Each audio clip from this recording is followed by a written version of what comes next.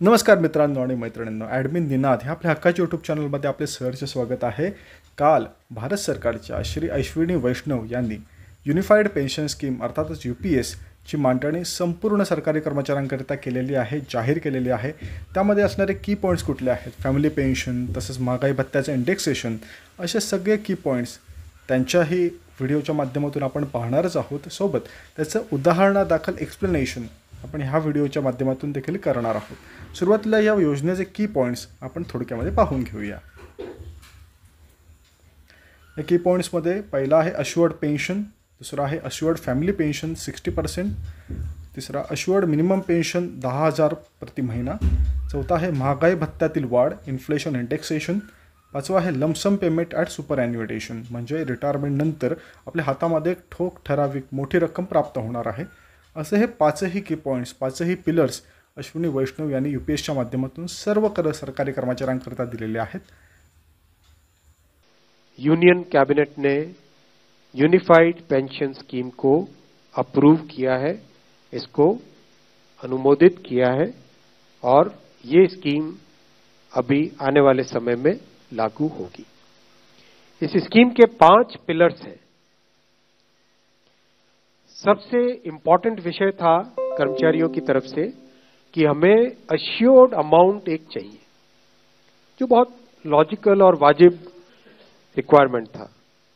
तो इस डिमांड पे एक मेथोडिकल वे में काम करके और एक्चुअरियल साइंसेस, जो लोग आगे का भविष्य का रिक्वायरमेंट वगैरह कंप्यूट करने का एक तरीका होता है जिसको एक्चुअरियल साइंस बोलते हैं, उनके साथ मिलके कई तरह के फाइनेंशियल मॉडल्स को प्रोजेक्ट करके और सबके साथ मिलके एक सिस्टमेटिक तरीके से 50% अश्योर्ड पेंशन, ये इस UPS का सबसे पहला पिलर है. इसकी डिटेलिंग देखनी चाहिए हमें.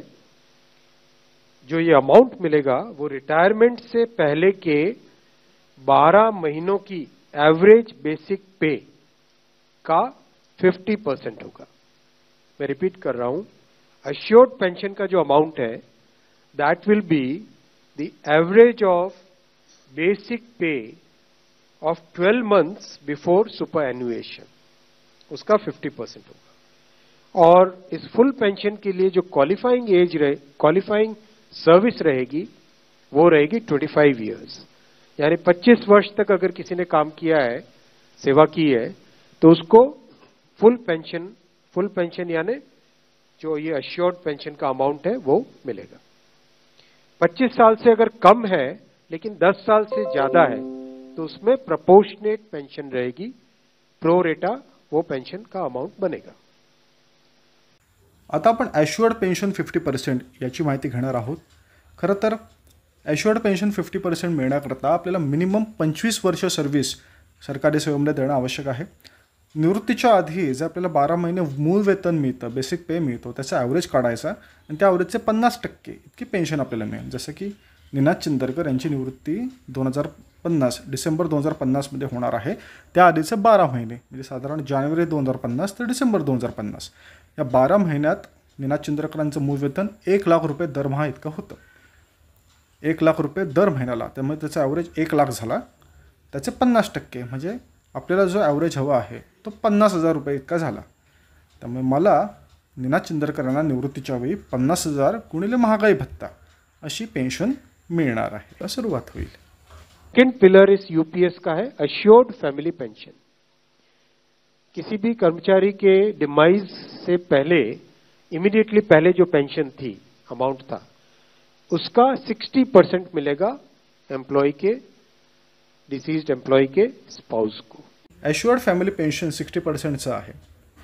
सेवानिवृत्त कर्मचाऱ्याला जी पेन्शन मिळत होती त्याच्या मृत्यूनंतर त्याच्या पत्नीला किंवा जी नॉमिनी असणार आहे, त्याची आई असेल, मुलगी असेल, नॉमिनीला त्या पेन्शनच्या 60% रक्कम पेन्शन म्हणून मिळायला सुरुवात होईल. म्हणजे जसं की सर्जेराव जेधे यांना 50,000 रुपये दरमहा पेन्शन मिळत होती आणि वयोमानानुसार त्यांचा दुर्दैवी मृत्यू झाला, तर 50,000चे 60% म्हणजे 30,000 रुपये.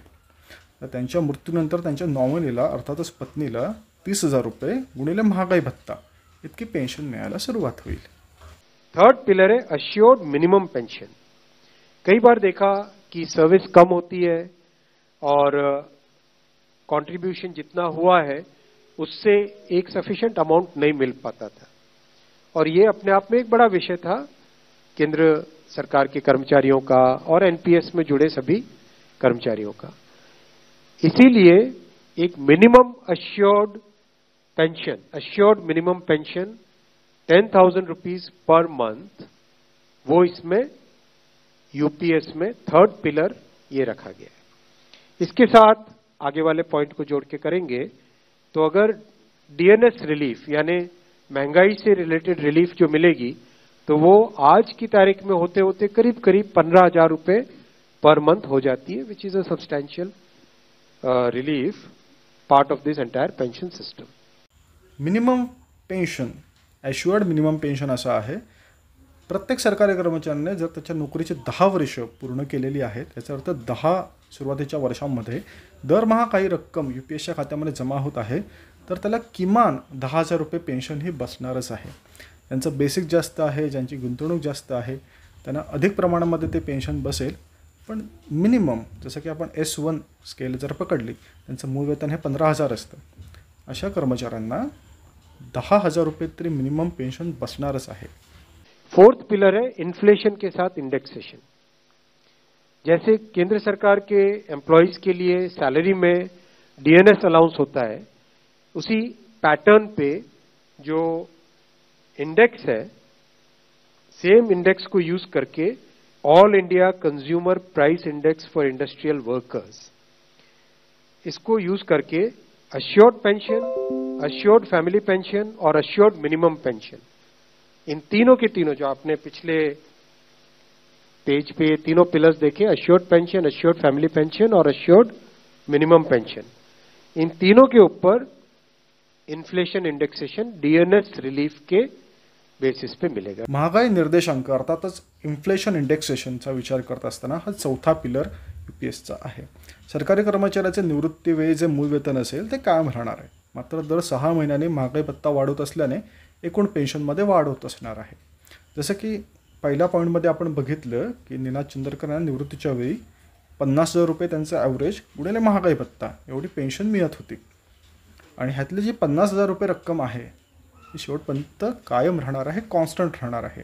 दर 6 महिन्यांनी महागाई भत्त्यामध्ये 2%, 4%, 5% अशी जी वाढ होत असते, त्यामुळे या पेन्शनमध्ये सुद्धा हळूहळू प्रमाणात वाढ होत जाणार आहे।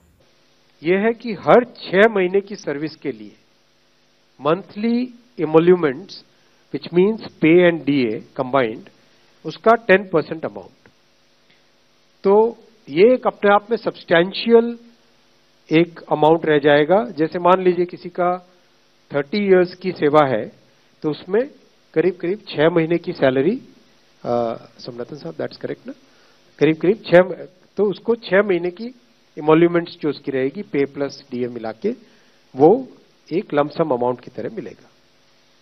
ये 5 पिलर्स को लेके आज यूनिफाइड पेंशन स्कीम अप्रूव हुई है। ये स्कीम केंद्र सरकार के करीब 23 लाख कर्मचारी, करीब 23 लाख एम्प्लॉयज हैं, उनको इसका बेनिफिट मिलेगा। ऑप्शन रहेगा निवृत्तीच्या वेळी एक मोठी रक्कम, ठराविक ठोस रक्कम हातामध्ये येणार आहे।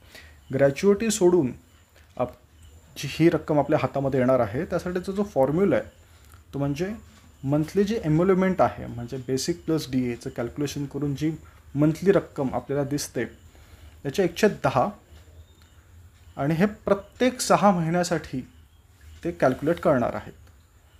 ह्या 5व्या पिलरबाबत मंत्री महोदयांनी अजून स्पष्टता करण्याची आवश्यकता आहे। तसंच ज्यावेळी हा JR प्रस्तुत होईल त्याच्यानंतर ह्याबाबत अजून क्लॅरिटीने माहिती आपल्याला मिळणार आहे।